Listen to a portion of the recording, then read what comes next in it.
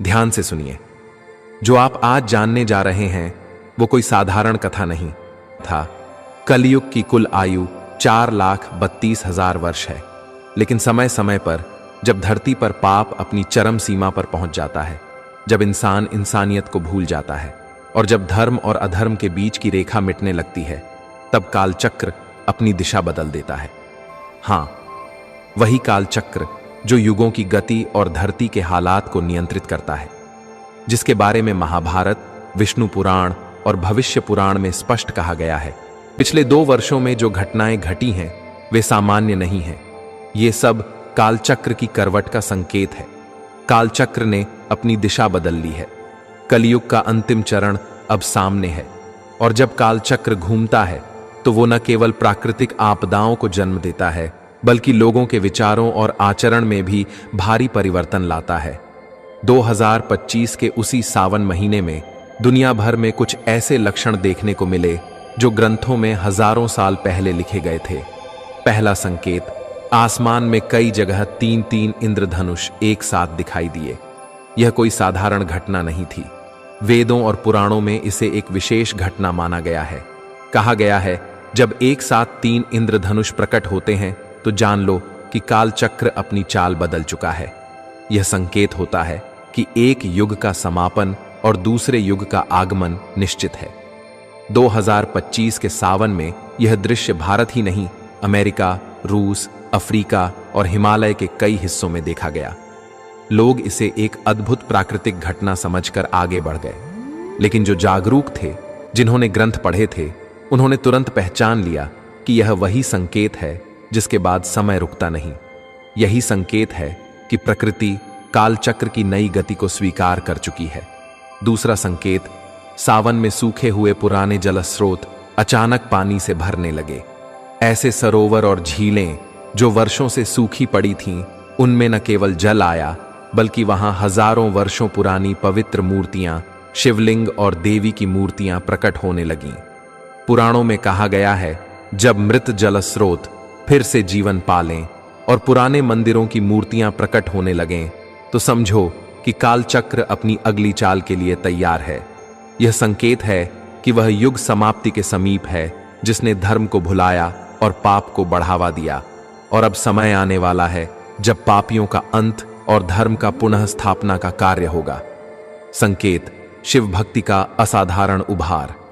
2025 के सावन में भारत ही नहीं, नेपाल, भूटान और इंडोनेशिया तक के शिव मंदिरों में भक्तों की भीड़ इतनी अधिक उमड़ी कि कई मंदिर प्रशासन को आपातकालीन व्यवस्था करनी पड़ी।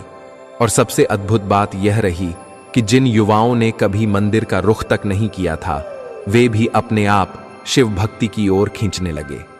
स्कंद पुराण और लिंग पुराण में वर्णित है, जब युग परिवर्तन के समय कालचक्र अपनी चाल बदलता है तो महादेव के भक्तों में अचानक वृद्धि होती है। लोग अपने दुख, पाप और मोह को छोड़कर शिव भक्ति में लीन हो जाते हैं, क्योंकि कालचक्र की गति को केवल महादेव ही नियंत्रित कर सकते हैं। यह संकेत है कि शिव स्वयं युग परिवर्तन की भूमिका में आ चुके हैं। असामान्य मौसम। 2025 के सावन में कभी कभी एक ही दिन में 4-4 मौसम देखने को मिले। सुबह कड़ी धूप, दोपहर को तेज आंधी, शाम को मूसलधार बारिश और रात को बर्फ गिरना।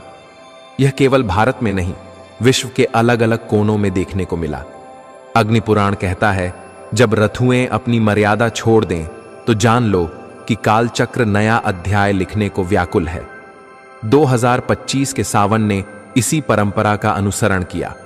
यह मौसम का खेल नहीं था, यह कालचक्र की करवट थी। प्रकृति स्वयं अपने अगले युग की तैयारी कर रही थी। 5वां संकेत, धरती के नीचे से आती अजीब आवाजें। सावन के महीने में रात के सन्नाटे में कई जगह धरती के भीतर से कंपन और गूंज सुनाई दी।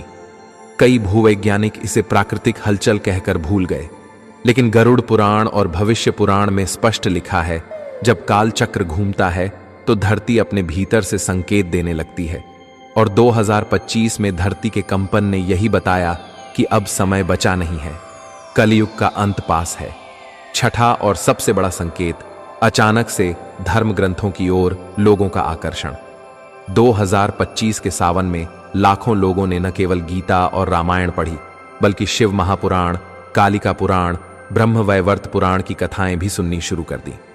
हजारों साल बाद पहली बार यह देखा गया कि गांव-गांव में शिव पुराण का पाठ हुआ।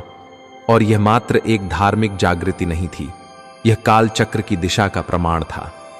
पुराणों में कहा गया है, जब अनजाने में ही लोग धर्म ग्रंथों की ओर लौटने लगे, तब जान लो सतयुग का द्वार खुलने वाला है। 2030 में ऐसा क्या होगा? तो ग्रंथों में लिखा है 2030 में एक ऐसी खगोलीय घटना घटेगी जो धरती के वातावरण को पूरी तरह बदल देगी। एक दिव्य तारा जो हजारों साल बाद निकलेगा, और उस तारे के उदय के साथ ही धरती पर बुराई का प्रभाव कम होने लगेगा। मनुष्यों के मन में स्वतः दया, प्रेम और भक्ति का संचार होगा, और धीरे धीरे सतयुग का आरंभ होगा। ये घटना अपने आप में इतनी अद्भुत होगी कि विज्ञान भी उसका कारण नहीं समझ पाएगा, और इतिहास में इसे धरती का सबसे बड़ा युग परिवर्तन कहा जाएगा।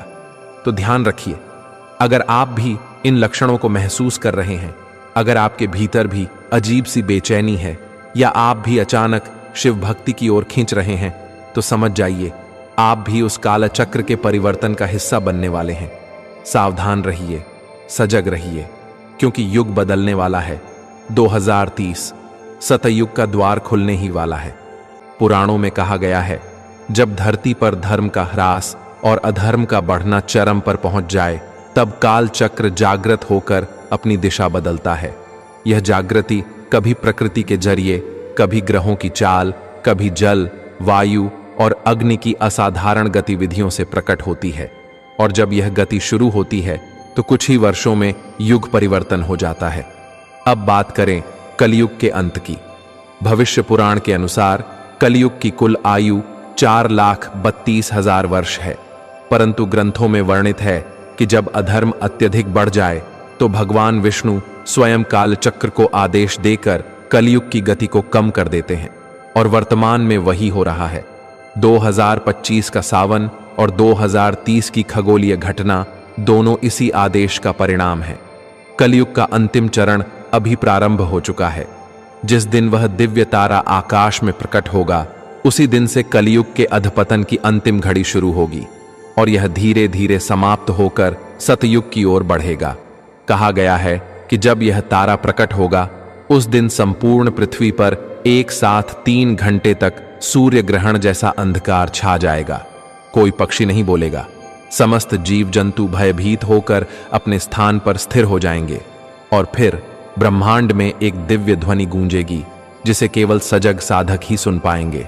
उसी क्षण कालचक्र पूरी गति से घूमेगा और युग परिवर्तन की घोषणा कर देगा।